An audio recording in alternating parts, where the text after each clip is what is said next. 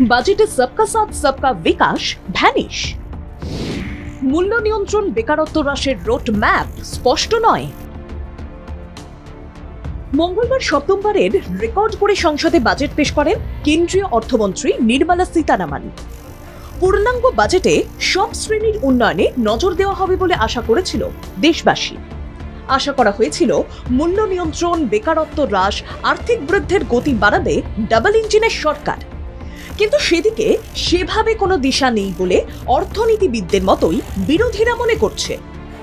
2024-25-এর বাজেটে 9টি ক্ষেত্রে ফোকাস করা হয়েছে, যার মধ্যে রয়েছে কৃষি, কর্মসংস্থান, মানব সম্পদ উন্নয়ন ও সামাজিক ন্যায় বিচার, উৎপাদন ও পরিষেবা, নগর উন্নয়ন, শক্তি, উদ্ভাবন ও গবেষণা এবং নতুন প্রজন্মের জন্য সংস্কার।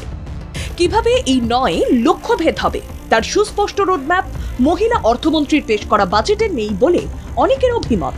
মধ্যবিত্তকে খুশি করার জন্য এই বাজেটে যেসব হাইলাইটস করা হয়েছে তাতে কিছুটা স্বস্তি এলেও সার্বিক বিকাশ ত্বরান্বিত করা সম্ভব নয় বলেই অর্থনীতিবিদদের একাংশের অভিমত।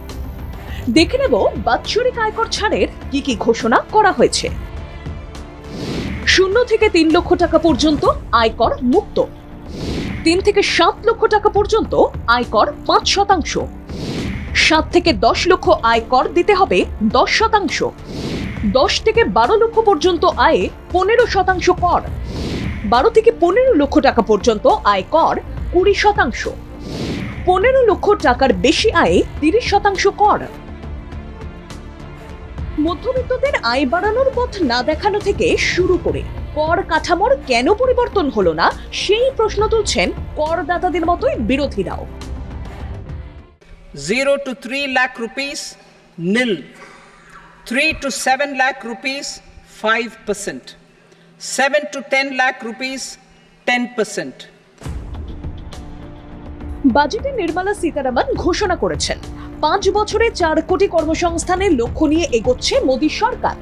ছোট সংস্থাগুলিকে উৎস দেওয়ার জন্য কর্মীদের ইপিএফ-এ ভর্তুকি দেবে কেন্দ্র।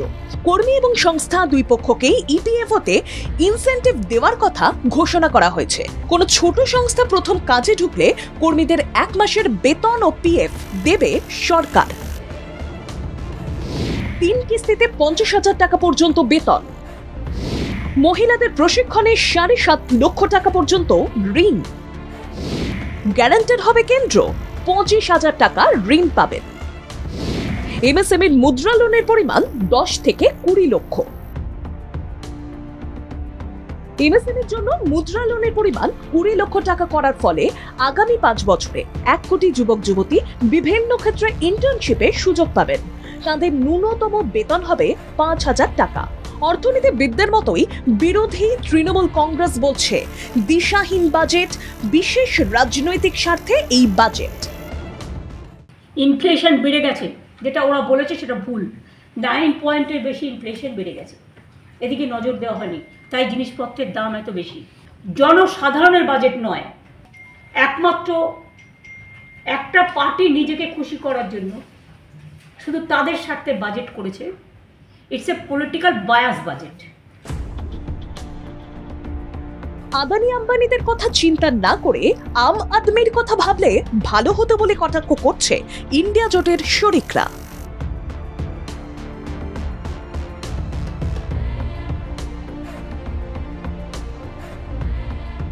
ব্যুরো রিপোর্ট, বাংলা জাগো।